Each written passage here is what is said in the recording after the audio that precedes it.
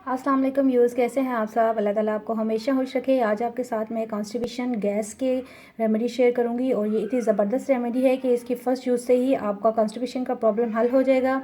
आपको अगर गैस का इशू है तो वो भी हल हो जाएगा इंशाल्लाह। इसके लिए आपको सबसे पहले जिन चीज़ों की ज़रूरत है वो है जी खुश्क पुदीना। ये आपने लेना है तकरीबन 2 टेबल स्पून खुश्क पुदीना लेना है आपने, ठीक है। इस तरह ये देसी पुदीना होगा, इसको आपने ड्राई कर लेना है। साए में हमेशा ड्राई किया करें वरना आपको पंसार की शॉप से ड्राई पुदीना मिल जाएगा, ठीक है।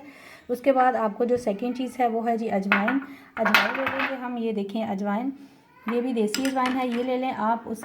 ये आपने तकरीबन 4 टेबल स्पून लेनी है देसी अजवाइन। उसके बाद आपको जिस चीज़ की ज़रूरत है वो है जी ब्लैक सॉल्ट, वो हम ले लेंगे।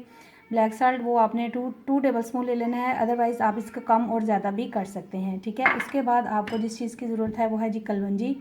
कलवंजी ले लें। कलवंजी जो है वो आप लीजिएगा, तीन टेबल स्पून कलवंजी लेनी है आपने, ठीक है। इन सबको आपने ग्राइंड कर लेना है अच्छे तरीके से। आप इनको ग्राइंड कर लें। ग्राइंड करने के बाद आप इसकी इस तरह पाउडर फॉर्म बना लें। ये देखिए मैंने इसको इस तरह पाउडर फॉर्म में बनाया है। इसको आप इस तरह पाउडर फॉर्म में ले आइएगा। इंशाल्लाह आपको कॉन्स्टिपेशन का इशू है वो भी बिल्कुल हल हो जाएगा।